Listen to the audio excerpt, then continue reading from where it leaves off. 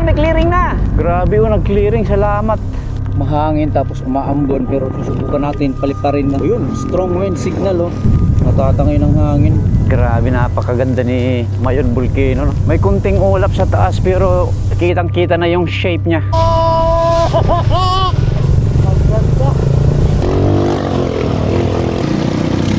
Dati mga paklang lang yung ginagamit namin. Hoy, overtake. Wow. Ganda! Ang ganda ng kalsada dito. Tingnan natin.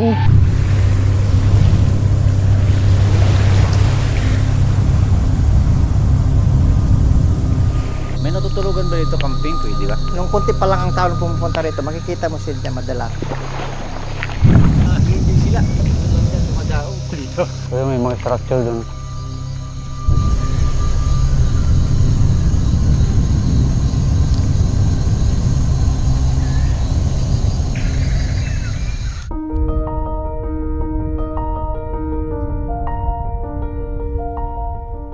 Bago tayo magpatuloy sa kwento, samahan niyo muna ako sa pag-unbox ng isang item na ipinadala sa akin ng DJI. Dan. Thank you, sir. Thank you. Shout out sa mag-ina ko, si Phoebe and then Marga nasa Tacloban. Ingat ka lagi. Love you. Sobrang thankful ako kasi hindi ko akalain na ako naman ang makakatanggap ng ganitong klaseng package. Napapanood ko lang kasi ito dati sa ibang mga content creators na pinadadalan sila ng mga vlogging gears at mga gadgets para sa kanilang mga contents. Kaya ngayon nakakatuwa na ako naman ang nakakatanggap ng ganitong klaseng suporta galing sa ibang mga kumpanya. Sa totoo lang, kailangan ko talaga ng mga ganitong klaseng gadgets bilang isang outdoor content creators. Kaya lang hindi ko talaga afford yung mga ganitong klaseng gadgets. Kaya malaking bagay para sa akin ang padalhan ng ganitong klaseng tools. Hindi lang ito maganda para sa karagdagang kagamitan ng aking pag-vlog. Isa rin itong paraan para maging kakaiba ang approach ng vlogging. Ngayong araw mga par, mag-unbox tayo. Ito na po yung DJI Avata 360 na pinadala ng DJI para sa atin. Maraming salamat sa DJI sa pagpapadala at pagtitiwala sa mga content natin ng LifePrint TV. Kung hindi pa kayo nakasubscribe mga par, subscribe or puntahan nyo na yung DJI yung LifePrint TV YouTube channel. Dalawa nga palang karton na pinadala, isang malaki at itong medyo maliit, hindi ko alam anong laman nito. I have no idea bakit dalawa ang pinadala nilang karton. Dalawang package ang dumating at doon pa lang nagtaka na ako. Ang alam ko kasi Flymore combo lang ang ipapadala. Kaya ang inasahan ko ay isang box lang na may drone, 3 baterya at remote controller. Nung binuksan ko ang mas maliit na kahon, doon ko nakita ang motion controller. Doon ko na-realize na hindi lang pala Flymore combo ang pinadala sa akin. May kasama pa rin pala itong DJI goggles at motion controller. Dudak. Yeah! Maraming thank you DJI. Napakabait nyo sa akin. Thank you Lord. Grabe to Sobrang saya ko talaga dahil ibang level ang experience kapag nasubukan mong lumipad gamit ang mga ito. Sa malaking box naman nakalagay ang mismong drone ng Avata 360. Sa loob ng carrying bag, may maliit na compartment sa itaas kung saan nakalagay ang mga accessories tulad ng extra propellers, screws, manuals at iba pang kailangan. Nandoon din ang 3 baterya, ang DJI RC2 remote controller at ang landing pad at syempre ang bida ng package, ang mismong DJI Avata 360. The moment of truth! Woo! Sumisikip. The Avata 360. Ito mismo mga par, ang Avata 360. Yung camera niya ay 360 na yan. Ayan o. Dalawa ang kanyang lens. Meron sa ilalim, meron sa ibabaw. Maraming salamat DJI. Nasubukan ko na rin ang drone na ito at masasabi kong kakaiba talaga ang experience nito. Sa katunayan, nakagawa na ako ng isang dedicated review ng DJI Avata 360. Kung gusto nyo itong mapanood, i-click lang ang link na lalabas sa taas ng screen o tingnan ang link sa description ng video ito.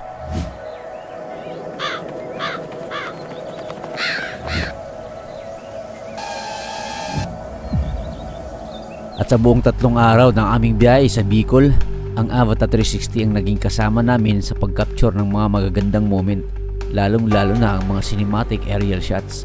Kaya samahan nyo kami sa vlog na ito habang tinutuklas natin ang iba't ibang magandang lugar dito sa region ng Bicol. Baka may mga destinasyon din kayong madiskubre na gusto nyong bisitahin balang araw. Tara, simulan na natin ang ating adventure.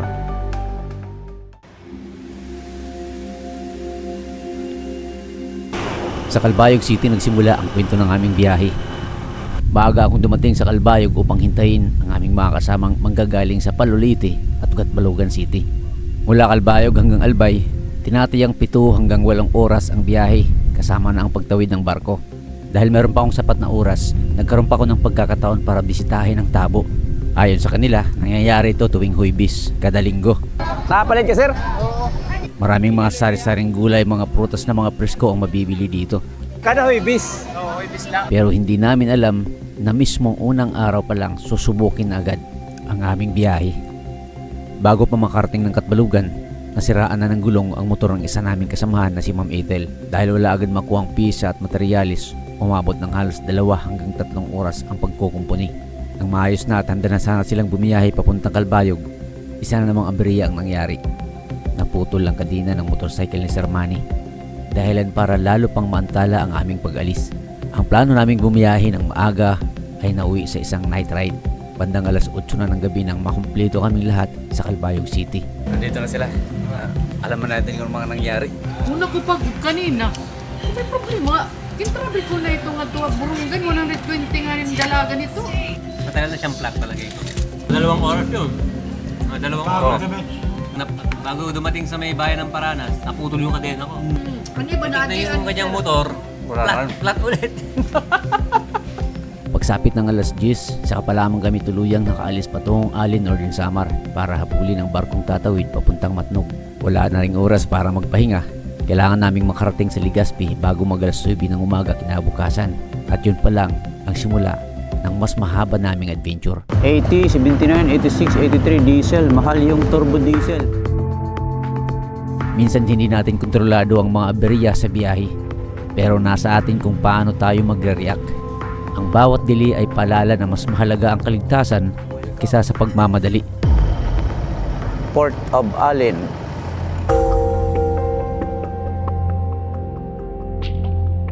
Bandang alas 11 ang hatang gabi nang makarating kami sa Alin Port.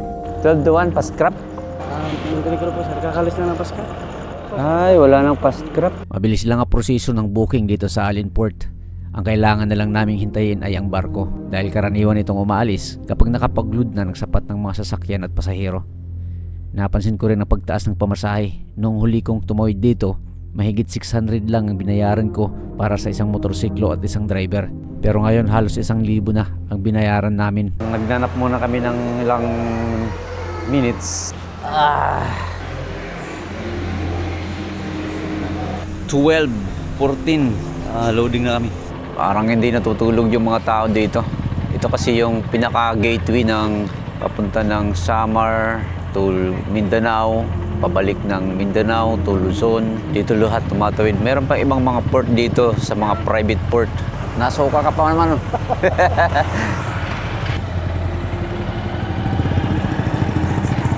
So, yung chance namin makapag-nap ulit ay sa barko. Sakto lang ito kay Mabalod. May alon, no? Pero halos hindi gumagalaw yung barko. Pero may alon talaga.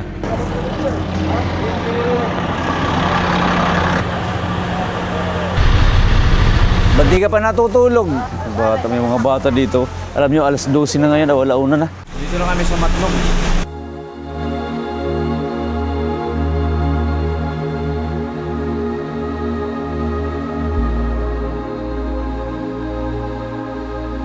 Bandang alas 3 na ng madaling araw nang makarating kami sa Matnog. Pagkababa namin ng barko, dumiretso na agad kami sa biyahe. Ang plano sana namin ay makahanap ng makapagpapahingahan kahit saglit. Pero dahil gusto na naming makahabol sa oras, napagdesisyonan naming dumiretso na hanggang sa Legazpi. Magkakape muna kami dito pa. Pampabuhay ng dugo. Ha?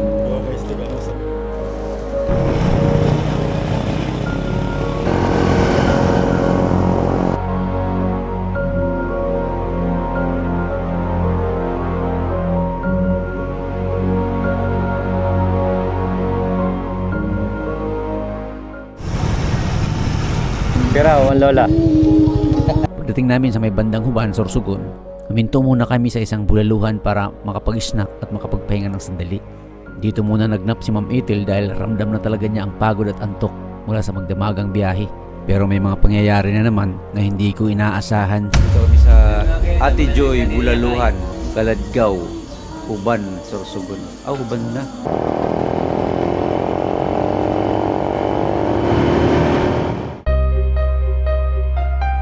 Nag-aagaw na ang liwanag at dilim ng ipagpatuloy namin ang aming biyahe. Hanggang sa naabutan na kami ng sikat ng araw, nasa kalsada pa rin kami.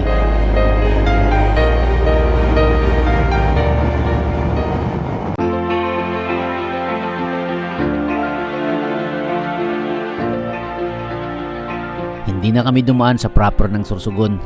Mula Matnog hanggang sa bahaging ito ng probinsya, talagang humahanga ako sa ganda at kinis ng mga kalsada. Napakasarap itong daanan lalo na para sa mga long rides. To Sorsogon proper, to Bacon, sa kanan. Wala namang dumadaan pero may traffic. May red light. Kailangan na talaga ng sensor na yung ginagamit.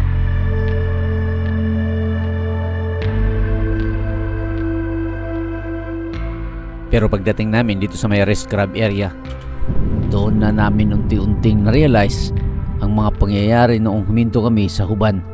Hindi ko na malayan na meron pala akong naiwan doon sa kainan. Ha? Hala ka, oo. Patay tayo dyan. Karayo ko na. Karayo na, no? Mga perang kilometro, 50 na. Uy, karayo. Kako. Habol na ako, habol. Mula doon sa may lugar na aming pinag-isnakan sa may Ate Joy, Bulaluhan, umaabot ito ng mahigit 50 kilometers. At ganito kahaba ang aking babalikan para kunin ang naiwang cellphone at babalik pa sa Albay. Balikan ko yung cellphone. Doon sa may pinag-isnakan namin kanina. Dahil ayoko nang maabala ang aming mga kasama, pinatuloy ko na sila papunta ng Albay. Samantala, ako naman ay bumalik mag-isa para kunin ang cellphone. Yung cellphone ko na iwan. Ano ka na? Ang layo-layo ko na. Ay, lampas na kami ng Sorsogon para malapit na yata. Naalala mo, nagpahinga ka. Mabuti, binalikan mo. Sayang niya naman, di magagamit, may password. Oo, yung mga kasama ko, pinauna ko na. Ito na par, nagkita na kami.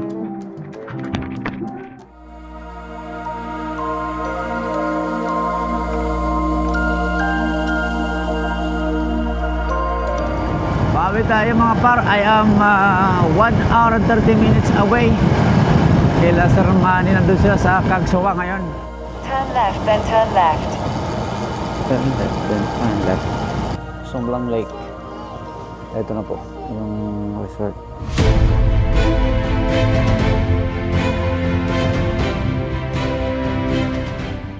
Bandang alas 9 na ng umaga nang muli kaming nag-regroup dito sa Sumlang Lake sa may Kamalig, Albay. Ito ang unang destinasyon na pinuntahan namin sa Bicol Adventure. Nagpahinga muna sila matapos ang magdamagang biyahe. Pagdating ko naman, sinamantala ko agad ang pagkakataon na paliparin ang Avata 360 sa kauna-unahang pagkakataon dito sa Bicol.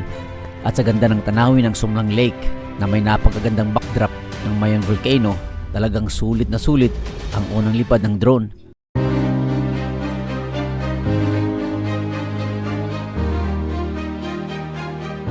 Ang Sumlang Lake ay isa sa mga pinakasikat na tourist destinations sa Kamalig, Albay. Kilala ito dahil sa napakagandang tanawin ng Mayon Volcano, lalo na kapag malinaw ang panahon. Bukod sa magandang view, pwede ring magbalsa, mamangka at mag-relax dito habang tinatangkilik ang tahimik na paligid. Dahil sa postcard perfect na tanawin nito, isa ito sa mga paboritong puntahan ng mga turista at content creators na bumibisita sa Bicol.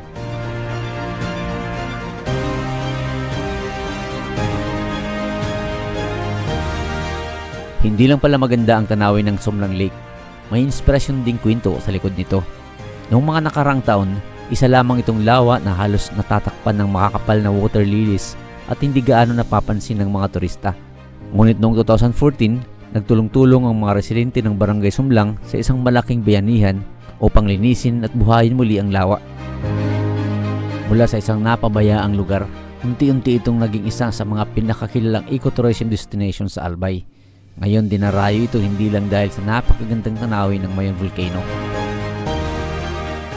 kundi dahil isa na rin itong patunay na kapag nagkakaisa ang isang komunidad, kaya nilang baguhin ang isang lugar at gawing ipinagmamalaki ng buong lalawigan. Sumlang Lake. Sumlang Lake. What does Sumlang mean? Kaya pala doon sa pinababa kasi nandun yung restaurant. May meaning ba ang Sumlang? Barangay, no? So, it refers to the vegetable na tumutubo dito. Hindi mix siya dito or tinanim lang? Tinanim po, sir. Tapos, dumami, sir. Tapos ngayon, inano na lang po. Hinadap sa lugar. Sumlang, naging Sumlang. Kaya naging sumlang po yung tawag po. Yung lake, ano ba?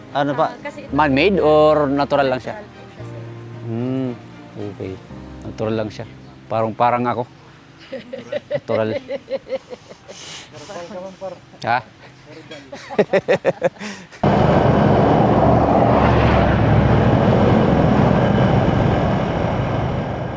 Mula sa Sumlang Lake, bumiyahe naman kami ng mahigit 40 kilometers patungong Cagraray Island.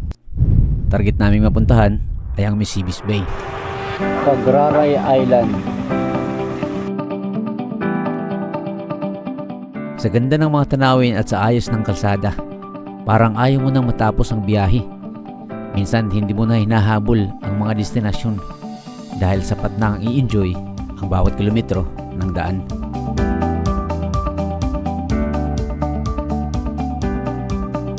Dito ko napagtanto kung gaano pinagpala ang lugar na ito sa kahangahangang mga tanawin at sa mga magagandang infrastructure.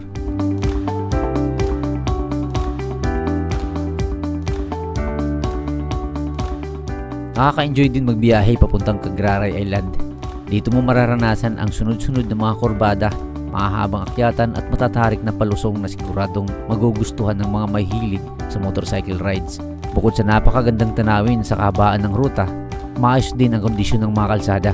Kaya hindi lang ang destinasyon ang sulit, pati ang mismong biyahe papunta rito ay isa ng karanasang hindi mo malilimutan.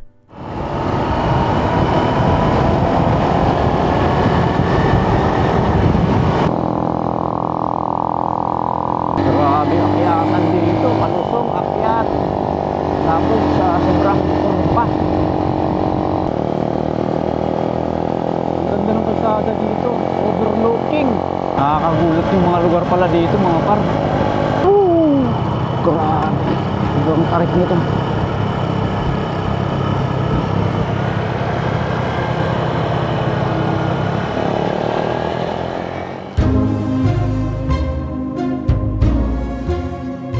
Una naming pinuntahan ay ang Cagraray Eco Energy Park, matatagpuan sa Cagraray Island sa bayan ng Bakakay, Albay.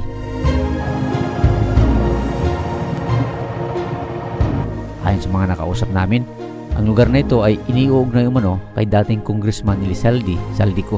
Isa ito sa mga kilalang eco-adventure destinations sa Albay.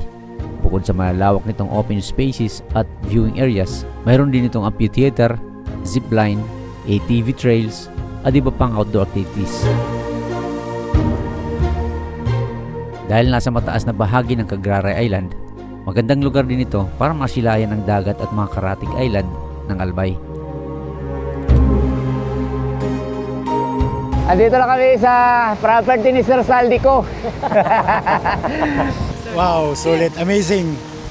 Best experience na naman sa buhay ko. Happy yan, boy! Happy yan, boy! Binisita rin namin ang Misibis Bay na makikita rin dito sa isla ng Cagraray. Ito ang isa sa mga pinakakilalang luxury beach resorts dito sa Bicol. Kilala ito sa puting buhangin, malinaw na tubig at world-class na pasilidad. Dahil sa ganda ng lokasyon nito, isa ito sa mga pangunahing destinasyon ng mga lokal at dayuhang turista bumibisita sa Albay. Hindi man ako gaanong nakapag-video rito at wala rin akong nakuhang drone shots dahil sa sobrang lakas ng hangin at tuloy-tuloy na pag-ulan. Masasabi ko pa rin napakaganda ng lugar.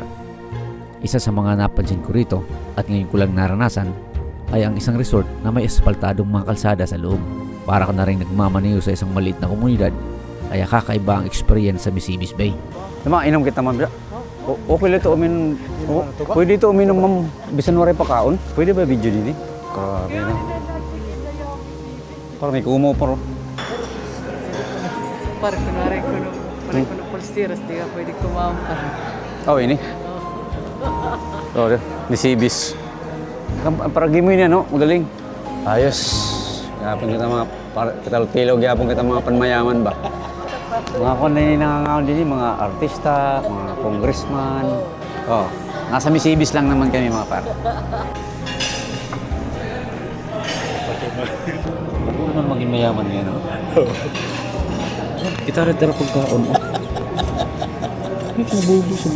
Pagkatapos ito, alis kami. Ikot lang siguro banda dito sa lugar na to. Ganda pala dito. Hindi kami nagtulugan eh. Siguro katurog na. Pupunta pala kami sa kabila.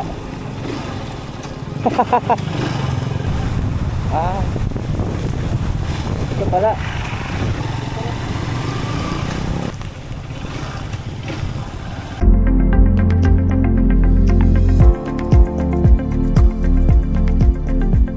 Matapos naming bisitahin ang Misibis Bay, dito na nahiwalay sa grupo si Sir Manny dahil meron silang mahalagang gagawin kasama ang kanyang mga kilala at kaibigan. Kami naman ay nagpatuloy sa aming exploration. Habang binabaybay namin kanina ang kalsada papunta sa Misibis Bay, may isang lugar na talagang nakakuha ng aming atensyon. Napansin namin ang isang malapad na 4-lane road sa ibabaw ng Cagraray Island. Kung titingnan sa mapa, parang hindi pa tapos ang kalsadang ito. Pero pagdating sa aktual, nakita naming may mga bahagi na pala itong nakumplito at halos tuloy-tuloy ng madaanan. Pupunta namin yan.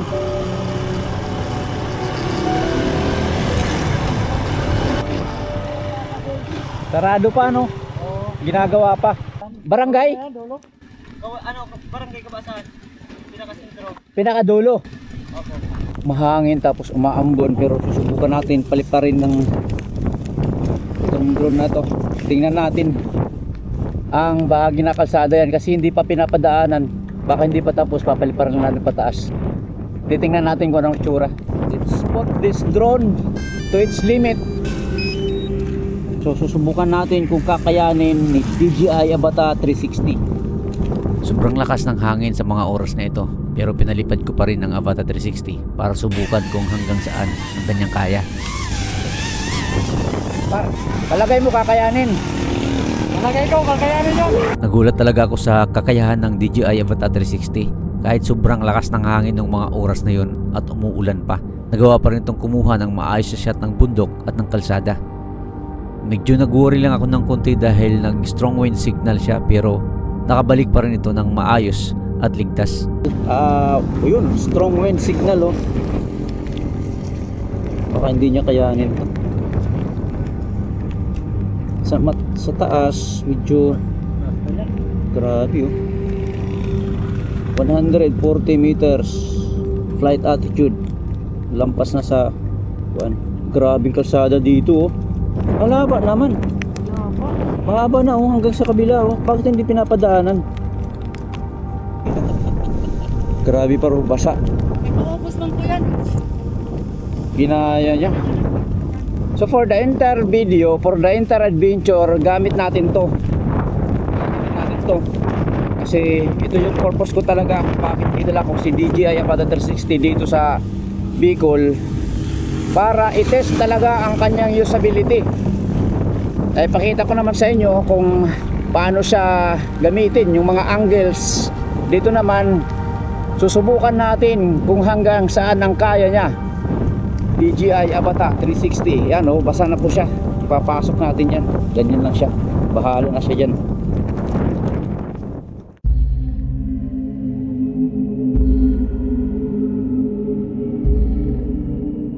Hindi na kami nakontento sa nakita namin sa aerial shots, kaya naisip naming puntahan mismo ang lugar at alamin kung ano ang nasa itaas, kahit hindi pa ito official na bukas para sa mga motorista.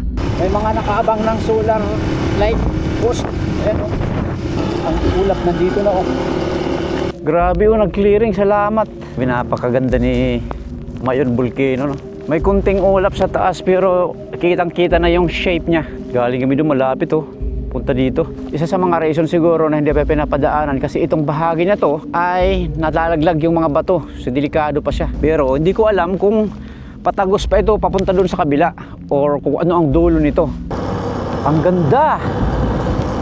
Woo!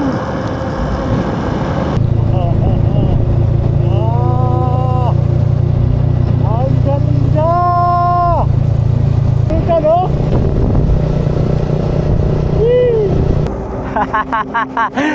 Ang ganda! Alam, itil! Viewing deck siguro, Dupar. Ano? Ang ganda! Grabe! Oh, may kalsada dito. Tapos yun ini.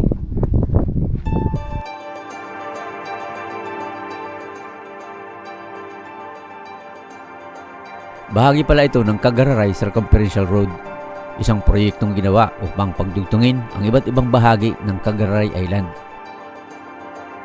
Layunin nitong mapadali ang biyahe ng mga residente, mapalakas ang turismo at gawing mas accessible ang mga pangunahing destinasyon sa isla. Pero isang bagay ang talagang napansin ko.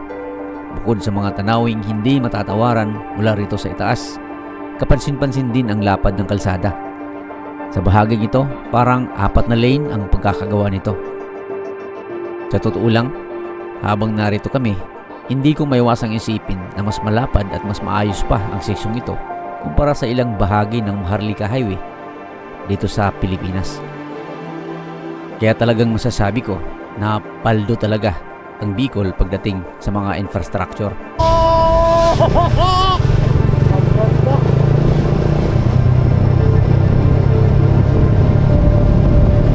Kung mapapansin nyo, naka-follow mode ang DJI Avata 360 habang bumibiyahe kami. Nakasunod lang ito sa aming likuran habang tinatahak namin ang kalsada. Pero ang isa sa mga bagay na hinangaan ko talaga sa drone, kahit ganun kami kabilis, nagagawa pa rin niya kaming habulin at sundan ng maayos. At sa mga oras na yon, mahangin ang lugar na yan. Bagay na hindi ito kayang gawin ng ibang 360 drone.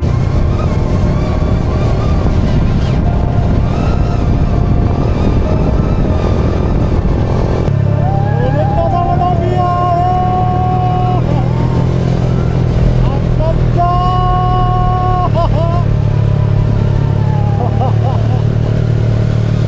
Ang ganda! Kawawa si Sir! Dito kami sa Mayon Lodge. Malapit lang ito sa Kagsawa. Okay, 1.8. Wala akong chinilas.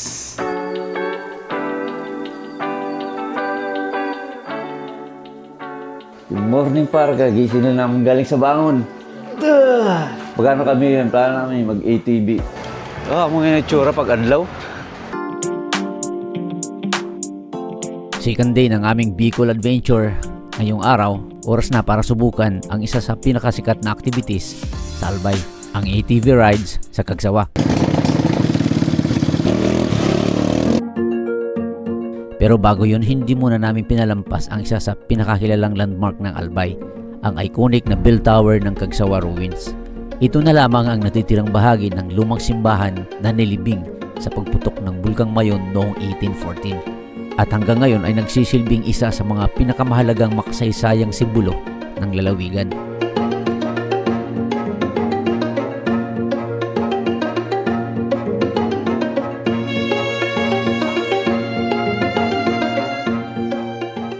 Na-experience ko rito yung yung pagputok ng Mayon. Yung 2018 sir, every na obserba namin dito na every 4 hours nag-i-erupt siya, pumuputok. Parang mushroom, malakas yung current ng tubig sa taas. Binabagsak niya yung mga na-stuck na larna. Talagang siya, yung halos wala kang makikita, zero visibility. Kaya nagulat yung mga tao. Daming namatay noon yung 2006. Kung gusto niyo pong mag-ride, punta na po kayo rito sa may Kagsawa Ruins. Then hanapin niyo lang po yung Trail X. Located to sa Busay, Daragalbay. Iba-iba ang rates ng ATV rides dito. May mura, may mas mahal at may katamtamang presyo.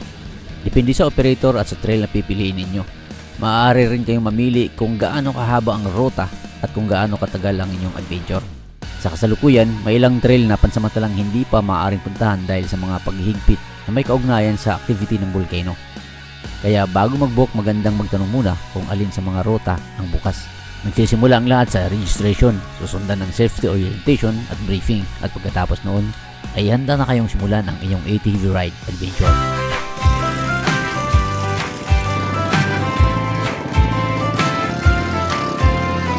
Gising pa lang, nakaon na ang kang kape sa kamay, lakad na agad.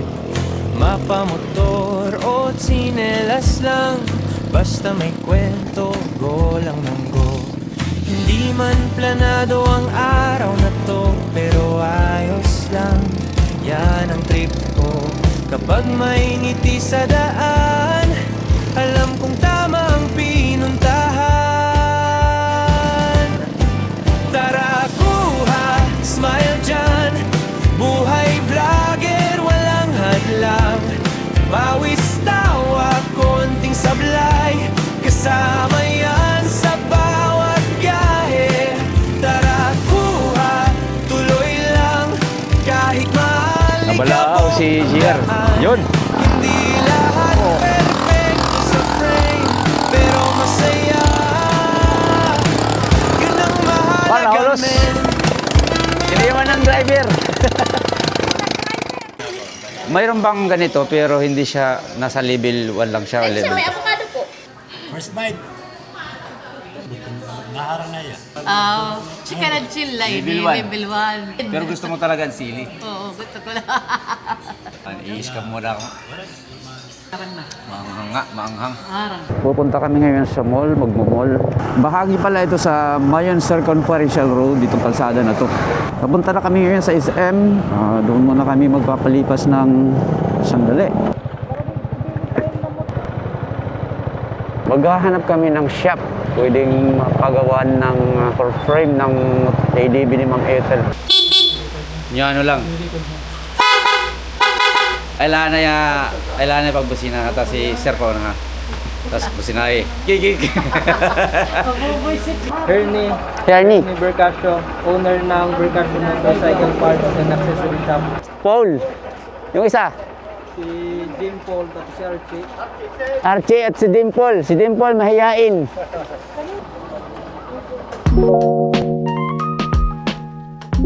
Matapos ang aming ATV adventure at maipaayos ang motor, nagtungo naman kami sa isang susunod na destination, ang The Highlands Park. Ayon sa mga lokal, isa ito sa mga pinakasikat na pasyalan sa Legazpi City. Matatagpuan ito sa mataas na bahagi ng lungsod. Kaya magandang lugar ito para mag-relax, magkape, o kumain at masilayan ang napakagandang tanawin ng Mayon Volcano, Albay Gulf at ang city lights ng Legazpi.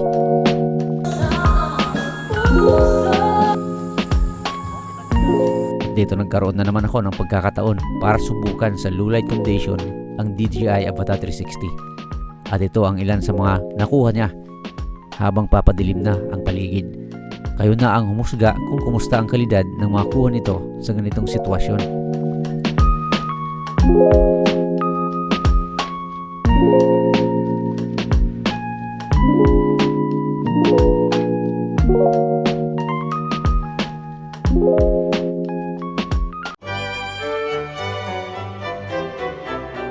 Isa rin sa mga exciting na activities na pwedeng gawin dito sa Highlands Park ay ang luge ride. Dito mararanasan mong bumaba sa 600 meter na downhill track gamit ang isang special na luge cart. Isa itong masayang adventure na pwedeng subukan ng halos lahat ng edad habang tinatangkilik ang malamig na hangin at ang napakagandang tanawin ng Legazpi at ng Mayon Volcano. Dati mga paklang lang yung ginagamit namin. Aroy, waray na.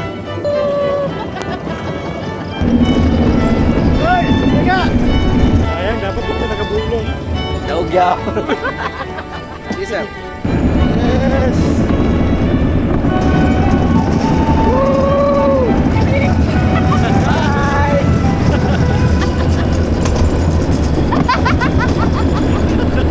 Paano ba bunay?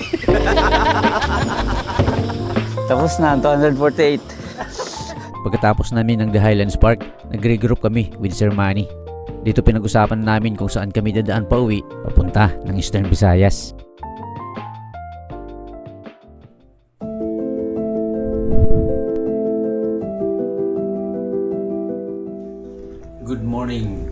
na namin mga par. Sunday ngayon, pauwi na kami ngayon. Oo nga, magandang may clearing ngayon ng Mount Mayon. Ay, ang ganda.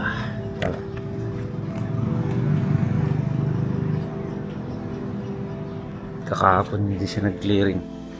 Madaya siya. Ito yung lumalayo na kami, saka siya nagpapakita. Papalis na kami dito sa tinuluyan namin hotel. Pupunta kami ng Daraga Church.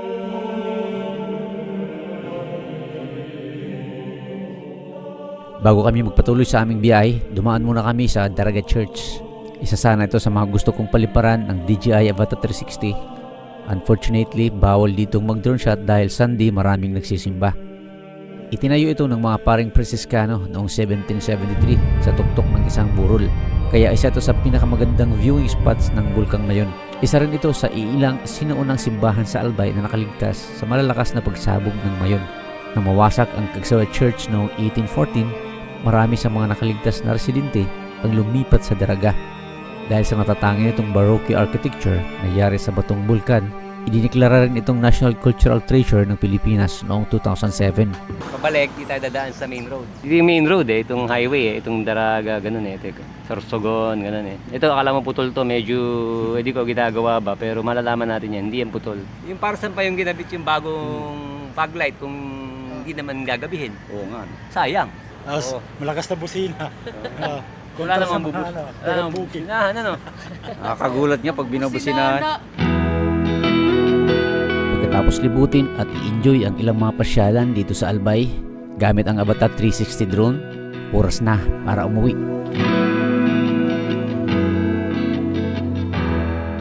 Pero imbis na dumaan sa karaniwang ruta ng Maharlika Highway, nagpasya kaming subukan ang mas scenic na coastal route na kung saan madadaanan namin dito ang mga coastal na bayan gaya ng Manito, Bacon, Gubat, Barcelona, Bulusan hanggang sa Matnog.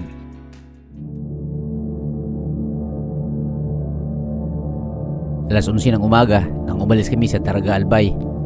Mula rito hanggang Matnog gamit ang coastal route, mahigit kumulang 170 kilometers ang aming tatahakin. Mas mahaba ito kumpara sa karaniwang ruta sa Maharlika Highway na nasa humigit kumulang 115 to 120 kilometers lamang. Pero kapalit nito, ang mas maraming coastal views, mga kurbada at mga lugar na hindi pa namin nasisilayan. Flag control, ang ganda.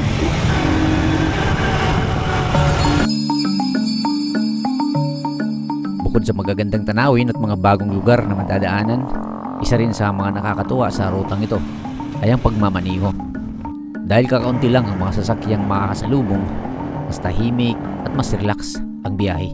Mas presko rin ang hangin at kapansin-pansin na mas kaunti ang polusyon kumpara sa mga matataong ruta. Kaya habang bumibiyahe, mas naa-appreciate mo ang bawat kilometro ng daan at ang ganda ng kalikasan sa paligid.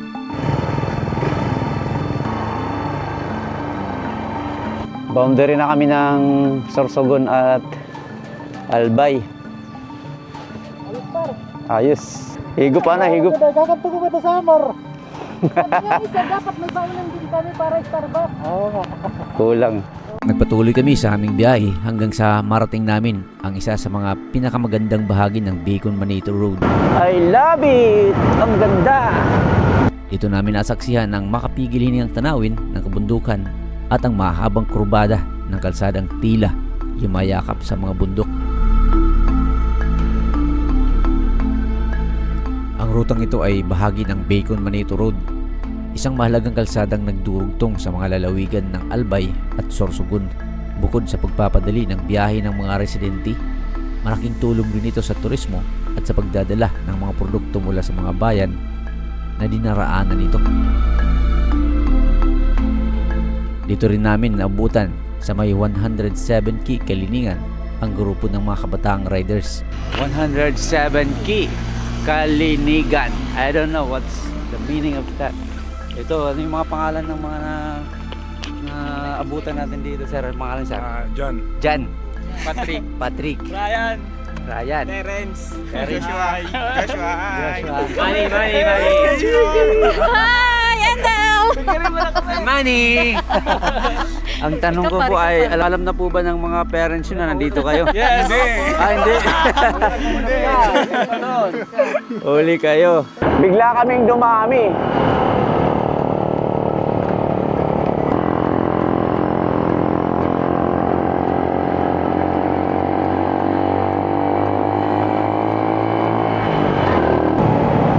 Ganda! Ang ganda ng kalsada dito.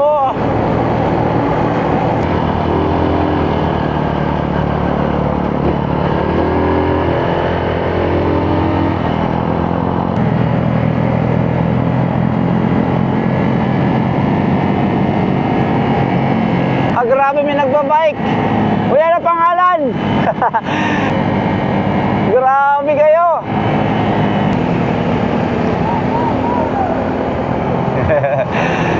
Ang ganda pala dito ng kalsada na to. Kaya pala may mga nagro-road trip dito.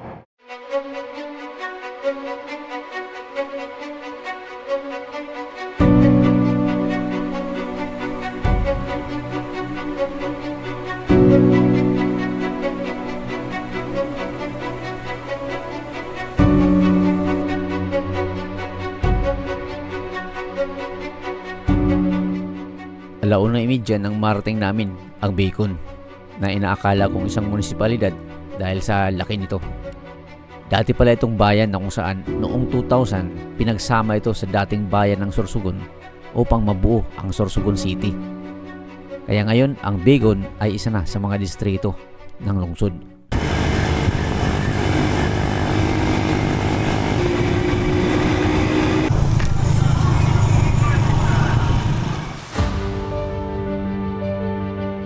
Mag-alas 2 na nga po nang marating namin ang Gubat, Sorsogon. Dito na rin ako nagkaroon ng pagkakataong magpalipad ng DJI Avata 360 at kumuha ng ilang mga aerial shots ng bayan. Isang first class na municipality sa lalawigan ng Sorsogon, ang Gubat, na matatagpuan sa silangang baybayin ng Luzon at nakaharap sa karagatang Pasipiko. Dahil dito, napakaganda ng coastal area nito. Sa katunayan, kilala ito sa tinatawag nilang Rizal Beach, isa sa mga pangunahing surfing destinations sa Bicol at sa mga mahahabang baybayin na naging mahalagang bahagi ng turismo, pangingisda at kabuhayan ng mga residente.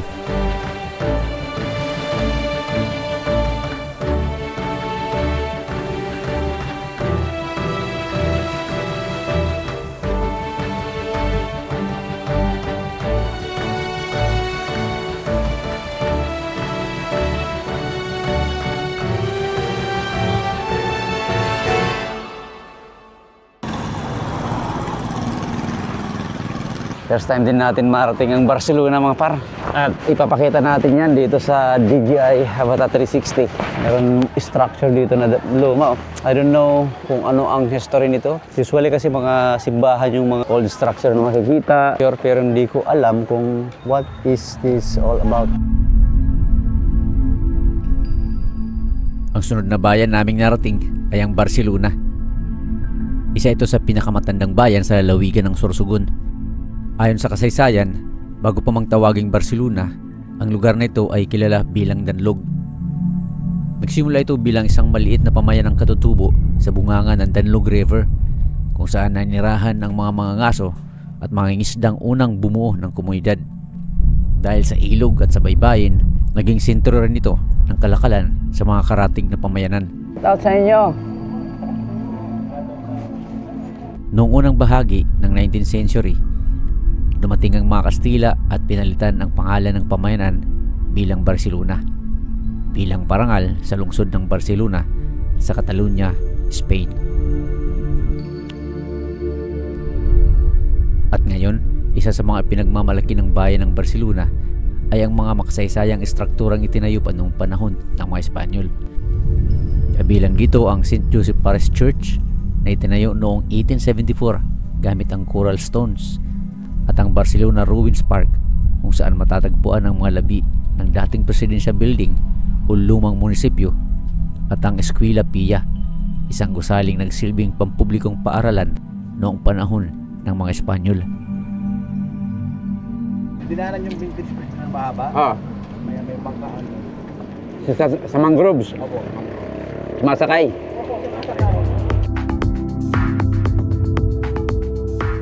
Nagpatuloy kami sa aming biyahe hanggang sa marating namin ang baybayin ng Bulusan, kung saan matatagpuan ang Dangkalan Beach. Isa ito sa mga kilalang beach destination sa Bulusan. Nakatapat ito sa San Bernardino Strait, kaya dito matatanaw ang malawak na karagatan na naghihiwalay sa Luzon at Samar. Bukod sa paglalangoy, pag-surfing at pagpapahinga sa dalampasigan, paborito rin itong hintuan ng mga biyahero at riders dahil sa tahimik na kapaligiran at magagandang tanawin ng baybayin. Sa paligid nito ay makikita rin ang ilang mga beach resorts at mga lokal na kainan na dinarayo ng mga bumibisita sa Bulusan.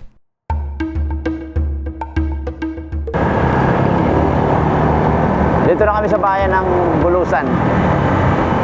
Pupunta kami ng Bulusan Lake. Marami palang mga pasyadan dito. To Lake Bulusan. Let's go. Bandang alas 4 na ng hapon nang makarating kami sa Bulusan Ecotourism Center. Dito muna isinasagawa ang lahat ng mga proseso gaya ng mga babayarin bago mismo makapasok sa lake. Mula rito sasakay kami ng electronic jeep service nila papunta sa loob mismo ng Bulusan Volcano Natural Park at aabot 2 kilometro bago marating ang mismong lake. Bulusan Lake, BNR. Pagdating sa mismong lake, sasalubungin kayo ng tour guide na gagabay sa inyo sa mga activities na pwedeng gawin dito. May natutulugan ba dito camping? Pwede ba? Sa lake, wala dito. Wala dito. Sa mga Bulusan, no? Ito yung area ng protected area. Malawak po siya. Nasa 3,670 hectares ang lawak po niyan. Ni isang bahay, wala po nakatira dyan. Ano? Ilan sa mga activities na pwedeng gawin para mas ma-enjoy ang pagbisita sa Bulusan Lake ay ang pagkayak, pagbubuting at pag-iikot sa circumferential trail sa paligid ng lawa. Pwede rin kayong mag-enjoy sa iba pang outdoor activities na inaalok sa lugar. Depende sa mga available na aktibidad at kondisyon sa araw ng inyong pagbisita. Pero ang bawat activity ay may additional na bayad. Mahaba yan. Pwede ba siyang ano? Ang tawag doon, tumbukon. Bubulabog para makadali sa pukot. Pulos na nakbubot. Sumakay ng tubig. Aspar. Taksi. Mas mag-goal man ma'am kaysa magmotor. Inyo! Parang kita yata pinakamalaksi na nagkayak. Ama niya yung karpa. Anong rasa ini tilapia gapon? Kamot man na niya lang sa diri sa wadan. Hindi mo lang sa lawin. Diri, sakto lang eh. Kung hindi ka marunong magluto, no? Sayang, oo, pwede pa. Dapat di sinama yan, maliit pa, oh. At bago natin tapusin ang vlog na ito, gusto ko rin pasalamatan ng DJI sa pagtitiwala at pagpapadala sa akin ng DJI Avata 360.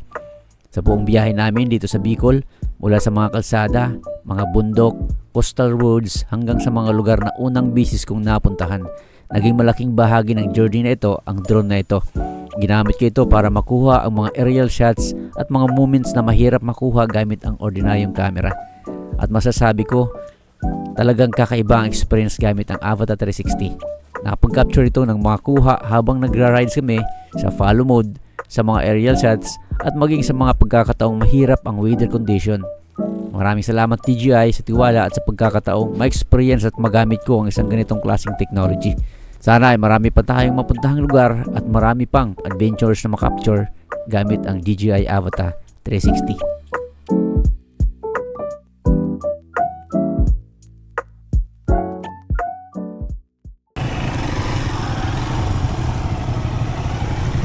Gusto ko ring ibahagi ang naging experience namin bago tuluyang makatawid pabalik ng Samar. Alas 7 ng gabi nang makarating kami sa Matnog, Sorsogon. Dumaan muna kami sa verification ng mga sasakyan at kumuha ng queuing number. Madadaanan nito mga 9 to 10 kilometers bago mo marating ang Matnog Port. Pagkatapos nito, halos 2 oras kaming pumila bago makakuha ng ticket. Iba pa ang pagpila para sa pagsakay na umabot din ng halos 1 oras. At pagpasok sa barko, naghintay pa kami ng ilang oras bago tuluyang umalis. Bandang alas 3 ng madaling araw nang makarating kami sa Alin. Kaya mula 7 PM hanggang 3 AM napakahaba talaga ng proseso at paghihintay bago kami tuluyang makatawid. Napansin ko rin na mas mataas ang binayaran namin pabalik. Mula Alin papuntang Matnog halos 1,000 ang binayaran namin para sa isang motor at driver. Samantalang pagbalik namin ay 1,300 na ang naging bayad namin. Maliban kasi sa ticket ng barko, mayroon pang ibang mga binabayaran dito. Dito na kami sa Silangga. Pero magbibiyaya pa sila papunta ng Tacloban, Palo. Inumaga na kami. Baka nahihiwi man yung mo pag... Karga. Ano, Sergaw na? Sergaw. Oh, gini.